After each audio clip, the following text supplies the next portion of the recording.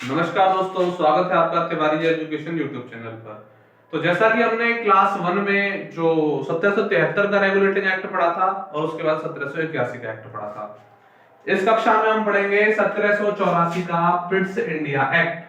1784 का Pitt's India act अपने आप में एक बहुत ही महत्वपूर्ण एक्ट माना जाता है और कहीं ना कहीं इस टॉपिक से एक प्रश्न आपको परीक्षा में देखने को मिलेगा। तो देखिए 1784 का जो एक्ट है, इसमें कंपनी के पास दो तरीके के अधिकार थे। एक तो कंपनी के पास थे व्यापारिक मामले और एक कंपनी के पास थे राजनीतिक मामले।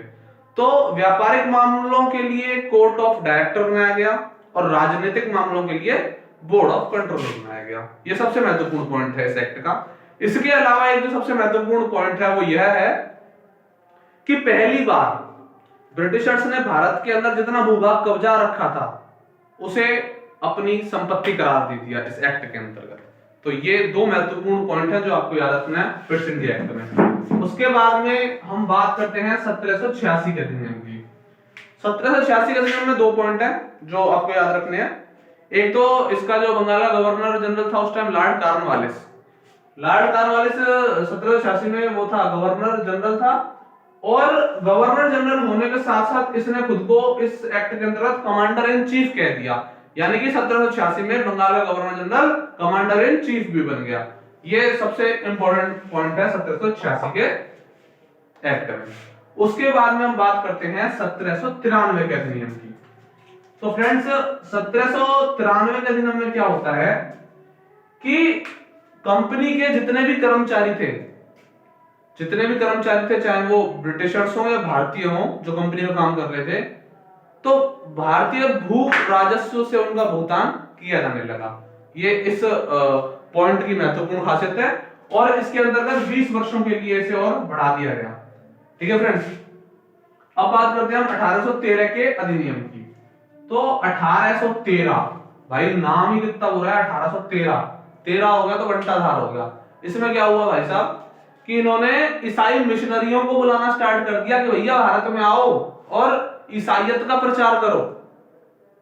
आप समझ रहे हैं ब्रिटिशर्स की क्या भूमिका रही, क्या मानसिकता रही। व्यापार भी कर लेते हैं आके, व्यापार करने के साथ साथ यहाँ पर प्रशासन भी करना चाहते हैं, प्रशासन करने के साथ साथ अपने धर्म को भी महत्ता देना चाहते हैं। तो 1813 के अधिनियम में ईसाई मिशनरियों का आना भारत में प्रारंभ हो गया।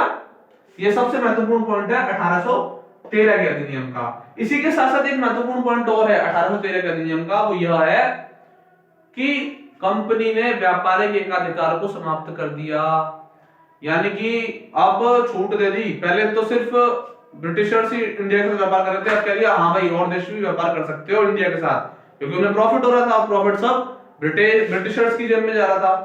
तो व्यापारिक एकाधिकार को समाप्त कर दिया, लेकिन चीन के साथ व्यापार और चाय के साथ व्यापार को छोड़कर। तो फ्रेंड्स आज के लेक्चर में हमने 4 महत्वपूर्ण एक्ट याद करे। 1784 का अधिनियम, 1786 का, 1793 का और 1813 का। फ्रेंड्स मैं आपसे एक वादा करता हूं कि इस सीरीज को हम लास्ट तक लेके जाएंगे। पॉलिटी का हर वो इंपॉर्टेंट टॉपिक कंप्लीट करेंगे जो आरओ में सफलता दिलाएगा हमें। तो फ्रेंड्स प्लीज आपको ये मेरा छोटा सा, या छोटा भाई कह लो, कुछ भी कह लो, छोटा भाई मानते हो, बड़ा भाई मानते हो, अगर आपको मेरा प्रयास अच्छा लग रहा है तो चैनल को सब्सक्राइब करें, लाइक करें, कमेंट करें, ज्यादा से ज्यादा शेयर करें। जय हिंद।